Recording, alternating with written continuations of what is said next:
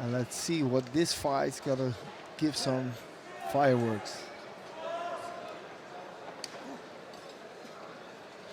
Both guys have great records. One undefeated, one loss in his records. And now I'm connecting with a new commentator.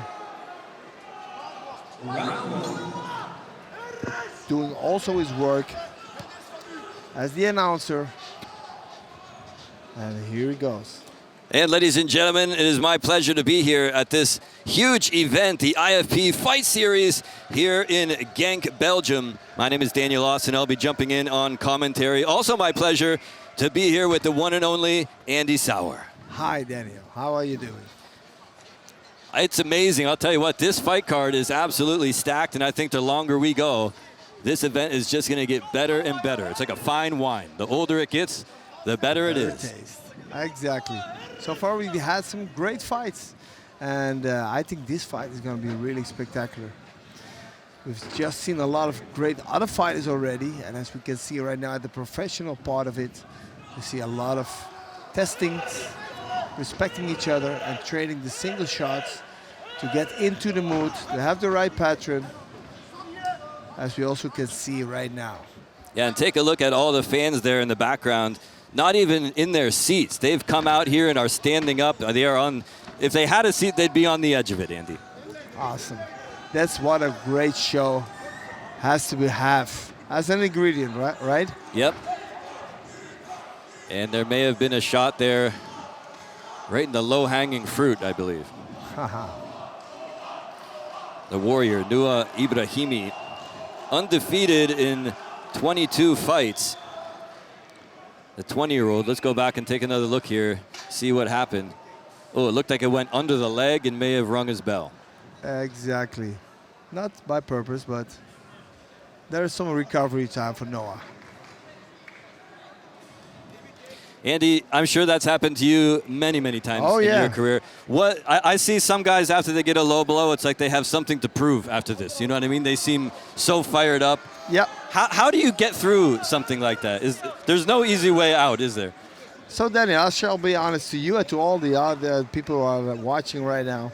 You know, it was in my time. Sometimes I could use it as a moment of break to break the rhythm of my opponent when he was in an advantage somehow. A really nice combination, by the way, guys. But sometimes it was true. It was really hurtful. But yeah, you know, I bet there's times too when it's just better to just get back in there as quickly as possible and just fight through the pain, yeah? Don't get hurt too much by this. Don't get distracted by that sort of pain.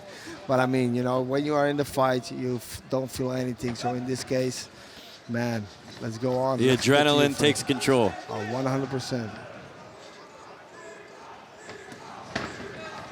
Some solid tradings taking over in a way of kicking. But Noah, the guy who wants to box, as we already could see. Both these guys have fought for Infusion once before in their careers, and both guys lost that fight. So I think that they both have something to prove here, that they want to keep climbing up the ladder, get themselves noticed, get attention, get a win here, and move on to the next big thing in their career. Indeed, and especially with both has some great records. So that means that they can win from each other, they can enjoy that victory and sell themselves and being a great fighter in the upcoming future. Eventually it's all about storytelling, how to sell yourself, who you are, what kind of style you have, and what do you have on paper at your CV, and what to deliver. There we go. Round number 2. 3 more minutes on the clock here. Noah Ibrahimi, the warrior of Morocco, that is him in the red trunks, blue gloves, and Federico Granato of Italy, black trunks and red gloves.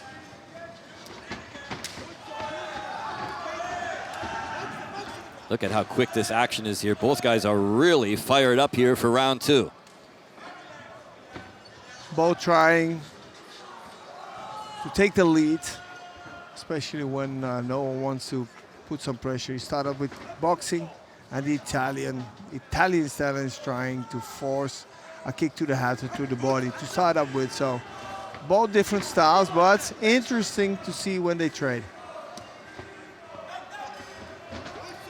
There is a slight height advantage in favor of Granato. On paper, it's just a couple centimeters, but you can see that he is the bigger fighter in there. Exactly. Sometimes what you can see, Daniel, is when the height is a little difference. I always look their leg heights. You know, it's the difference in the legs. You know, and mainly you can see the guy with the taller legs, the longer legs, they trying to use that weapon effectively or more than the shorter one. Yeah, sometimes you can have two guys the same height, but they just have different structures of body. Exactly. Some guys have longer torsos and shorter legs. Other guys have very high hips and long legs. There's a long leg right upside the head, partially blocked though with the glove. Nice low kicks coming in from Ibrahimi. Yeah, we just mentioned that, I mentioned that Ibrahimi is the boxer, but you can see he's also using powerful body kicks, solid roundhouse power kicks, so that's also an advantage. If you are a boxer, if you can show that you're not only the boxer, but you're more than that, and your arsenal is bigger than that, that's always nice to see for the people who are watching, and also we can see now a really nice scissor knee. So that's what I love. A guy who's not structured in one way, but can adapt, can make different things, can fight against the kicker, can fight against the boxer. And neither one of these guys just in there to throw just one shot. Both these guys are stringing together long combinations at times. Missed with a nice roundhouse kick there. And there's another low kick on the outside of the leg. Oh, really great hard right hook from above. 10-second hammer just dropped here in round number 2. Oh, went for a high kick, but he's a little bit off balance and he crashed hard down to the canvas. Great interfering from the Italian. And that's what I like, Daniel. Round number 2 is in the books here, Andy.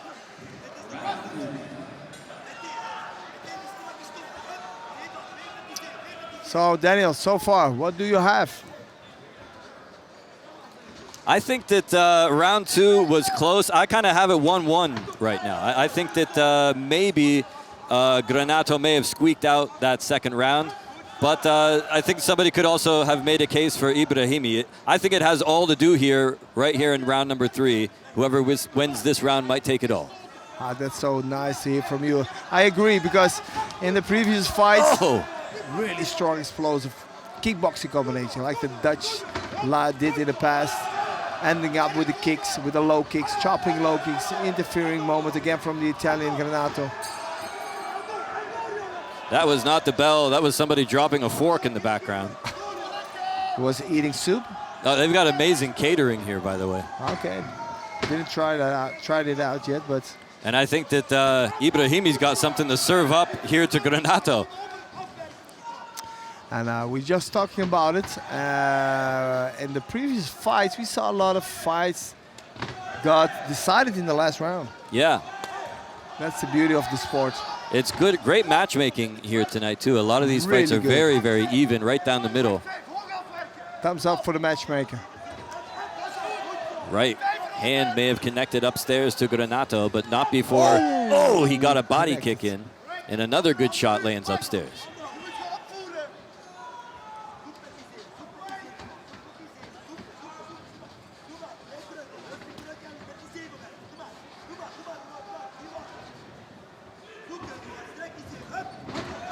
Comes in with a flying knee that time. I don't know if he got all of it. Backed his opponent up, though. About a minute and some change remaining on the clock here. Somehow feel that we have to wait for that one moment. It feels like there will be a moment that we can see, wow, the spectacular part of the end of the fight. Yeah, it is. These two are still deadlocked here. And I think if it continues this way for the next 40 seconds, somebody's going to walk out of here with a bad taste in their mouth. Who's got to be? Big swing and a miss that time by Ibrahimi. He missed him by a country mile. Ooh, solid right hand though. Back to the ropes they go, and Ibrahimi trying to sneak in some knees on the way there. Still have a few seconds left. A little kick to the groin of Ibrahimi. Luckily for him, only a few seconds left here. Will there be And that does it, ladies and gentlemen. We will go to the judges, and I'll head up to the ring here and have the decision for you in just a moment. So, folks, I think we all like this fight again. Once again, the fights are spectacular, interesting, really good styles, or training their style to another and performing as they do, as really professional athletes have to do. I think they show some really kickboxing from nowadays. Fast hands, hard kicks, level change to the head, to the body, interference. What I just have mentioned, the interference, the moment that your opponent wants to attack you and you interfere him with an attack. And in my opinion, the key. Ladies and gentlemen, after 3 rounds of kickboxing action, we go to the judges' scorecards for a decision. This bout has been ruled a split decision victory in favor of your winner. From the blue corner, Noah Ibrahimi!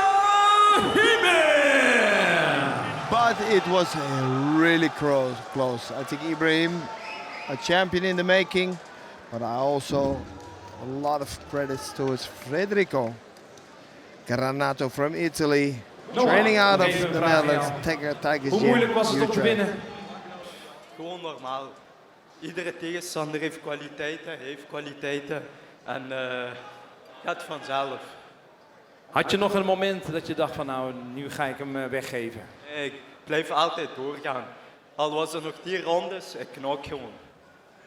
Dames en heren, dat zijn woorden natuurlijk van de winnaar. Only a winner can speak like this. Ladies and gentlemen, get your hands together for Noah Ibrahimi. For the people who don't understand Dutch, he was always fighting. He said, I always go for the win, and I will be always powerful. I think a name, a guy to look on the future.